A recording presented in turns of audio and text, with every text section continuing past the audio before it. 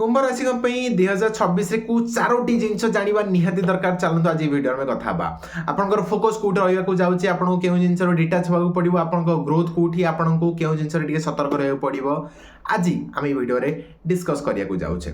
तो आपंकर फोकस कौट रहा फोकस रहा जाऊँगी निज उपर आप निज उपर कम करेंगे निज को बेटर करने मुझे कौन पाइबा चाहूँगी मुझे कौन करने जाऊँगी यही जिनस देखिए फोकस अधिक रहा जाऊँगी।